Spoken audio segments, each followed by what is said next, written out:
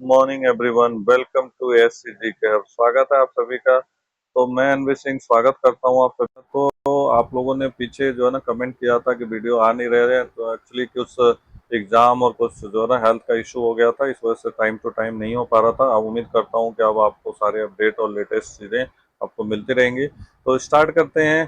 ठीक है। जनगणना 2027 यानी 2027 कह सकते हैं इसे, सेंसस ऑफ इंडिया। ठीक है, 2027। आपको पता ही है कि due to COVID pandemic situation चल रहा था, तो 11 का जो ना हुआ था, 21 में नहीं हो पाया था कोविड की वजह से, जो कि होना चाहिए था लेकिन नहीं हो पाया संभवतः। तो उसकी जनगणना का जो ना प्रोसेस अब जो ना 26-27 में पूरा किया जा रहा है।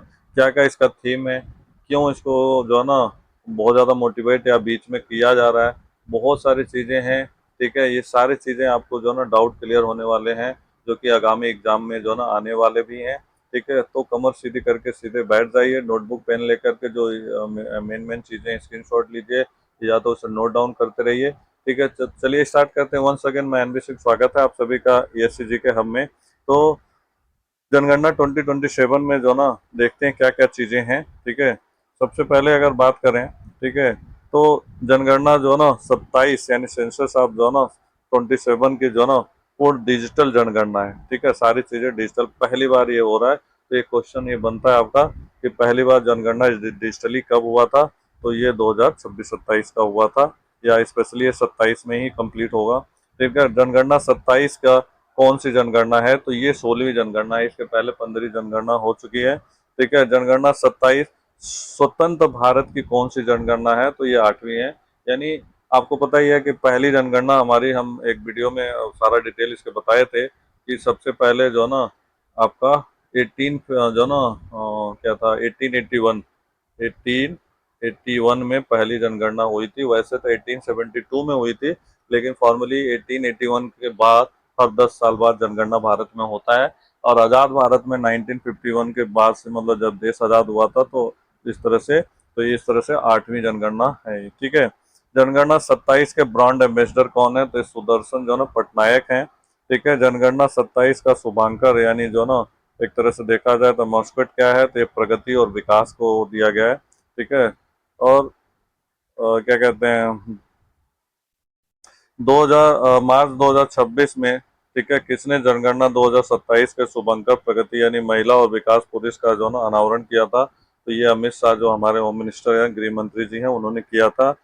ठीक है, 2027 की जनगणना 16वीं भारतीय जनगणना के लिए जो ना रजिस्ट्रार जनरल की जनगणना जो ना आयुक्त कौन है, तो ये मृत्युंजय कुमार नारायण है। इन्हीं के द्वारा जो ना सारा कुछ किया जा रहा है। ठीक है, तो इसमें से कई सारे क्वेश्चन आपका जो ना इम्पोर्टेंट है और एग्जाम में बनता है। ठीक है, और आगे देखते हैं।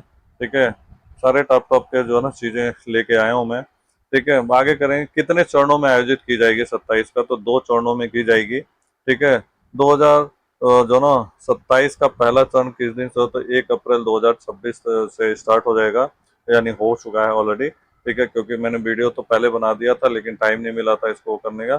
ठीक है, जनगणना 27 का पहला चरण 1 अप्रैल 2026 से, ठीक है, शुरू होकर कब तक चलेगा, तो ये 30 सितंबर 2026 तक चलेगा। ठीक है, जनगणना 2027 का पहला चरण किस पर जो है केंद्रित है, तो ये मकान सूचीकरण पे है।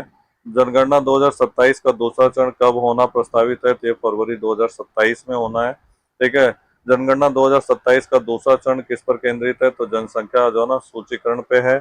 जनगणना 2027 में फॉर्म में कितने प्रकार के सवाल हैं जो सामाजिक आर्थिक से दर्शाते हैं, तो लगभग 33 क्वेश्चन बनाए गए हैं। ठीक है, यानी क्वेश्चनरी जो आपने पढ़ा है स्टैट्स में, क्वेश्चनरी तैयार किए गए हैं और उसमें लगभग 33 क्वेश्चन पूछे जाएंगे नॉर्मली। ठीक है, बाकी डिपेंड करता है कि जो ना एरिया और उस पर। ठीक है, आगे देखते हैं। ठीक है, जनगणना 27 का ऑनलाइन पोर्टल का नाम क्या है, तो ये है सेल्फ जो ना इन्यूमरेशन। ठीक है, एससी पोर्टल कहा जाता है। भारत की डिजिटल जनगणना 2027 के लिए प्रमुख रूप से कौन सा ऐप लॉन्च किया गया, जो घर घर जा करके एक डेटा एकत्रित होता है, तो HLO यानी हाउस जो ना हाउस लिस्टिंग ऑपरेशंस भी कहा जाता है ऐप का। ठीक है, जनगणना 2027 के लिए स्व गणना के लिए सेल्फ इनोमिनेशन एनईएससी पोर्टल के अलावा और कौन सा लॉन्च किया गया है, तो इसे जो ना डिजिटल लेआउट मैप भी कहा जाता है, डीएलएम मैप कहा जाता है। क्या जनगणना 27 के सर्वेक्षण लिव इन रिलेशनशिप में रहने वाले जोड़ों को भी विवाहित माना जाएगा? तो बिल्कुल हाँ माना जाएगा। भारत की 16वीं जनगणना में ई के बाद पहली बार जो ना जाति गणना शामिल किया गया 1931 में। ठीक है, जनगणना 2027 का जो ना आधिकारिक व्यवसायिक जो ना नाम क्या है? तो ये है सेंसस ऑफ इंडिया या सेंसस इंडिया। ठीक है, .gov.in के नाम से जाना जाता है। ठीक है, अगर देखेंगे भारत की जनगणना 27 का किस कानून नियम पर आधारित है? तो ये जो ना जनगणना अधिनियम 1948 जो ना तथा जो ना जनगणना नियम 1990 पे आधारित है। ठीक है, इसके बाद देखेंगे आपका जनगणना 27 में भाषाओं का कितनी भाषाओं को आयोजित किया गया? तो 16 भाषाओं का प्रयोग किया जा रहा है। नरेंद्र मोदी की अध्यक्षता में केंद्रीय मंत्रिमंडल ने जनगणना 27 के लिए कितने करोड़ रुपए का प्रस्ताव को मंजूरी दिया था? ठीक है, तो लगभग 11।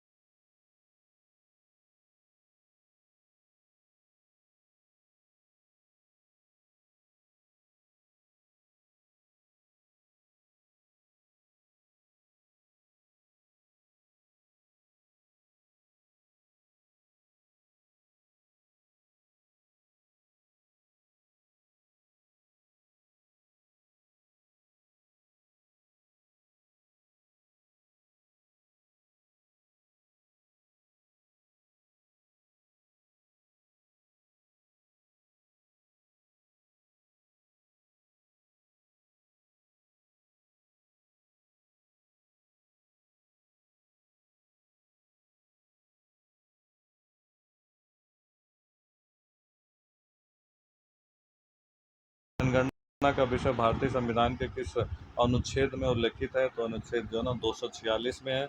भारतीय संविधान के किस अनुच्छेद के तहत प्रत्येक जनगणना के बाद लोकसभा और राज्य विधानसभाओं की सीटों का पुनर्व्यवस्थित यानी अनुच्छेद 82 में लिखा गया है? यानी आर्टिकल 82 में जो चाहे तो कम ज़्यादा भी किया।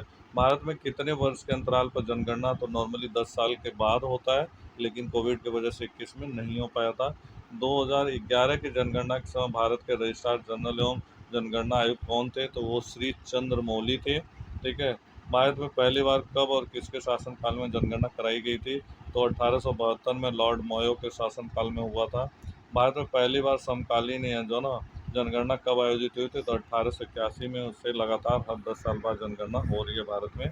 ठीक है, इसके बाद बात करेंगे 1881 की जनगणना के समय भारत का वायसराय कौन था? तो लॉर्ड रिपिन था। ये भी इम्पोर्टेंट क्वेश्चन है। रजिस्ट्रार जनरल और जनगणना आयुक्त आरजीआई का जो ना कार्यालय किस मंत्रालय के अधीन कार्य करता है? तो ये होम मिनिस्टर या गृह मंत्रालय के उसमें होता है। स्वतंत्र भारत की पहली जनगणना कब आयोजित की गई थी? तो 1951 में आज़ाद भारत के बाद हुआ था, यानी 1947 में आज़ाद हुआ। उसके बाद भारत के जनसंख्या इतिहास में किस दशक के दौरान भारत की जनसंख्या में ऋणात्मक वृद्धि दर्ज की गई? तो 11 से 21 में। ये भी बहुत इंपॉर्टेंट बनता है कि 11 से 21 में जो ना नेगेटिव दर्ज किया गया था, उसकी 21 के बाद को जो ना डिवाइड ईयर भी कहा जाता है। ठीक है, तो आप नोट कर लेना, इसके लिए मैं अलग से बना रखा इकोनॉमिक्स में बताया था। ठीक है, और भारतीय जनगणना के जनक फादर ऑफ इंडियन सेंसस किसे माना जाता है? तो हेनरी वॉल्टर को माना जाता है। बहुत इंपॉर्टेंट क्वेश्चन है। ठीक है, तो नोट कर लेना। अब आपके लिए एक क्विज है। ठीक है, तो आप मुझे कमेंट करके बताएंगे। ठीक है, कि सॉरी, जनगणना 2027 के ब्रांड एम्बेसडर किसको नियुक्त किया गया है? ठीक है, इसके लिए चार ऑप्शन है: सचिन तेंदुलकर, अमिताभ बच्चन, सुदर्शन पटनायक या एम एस धोनी। आप फटाफट कमेंट करके बताइए।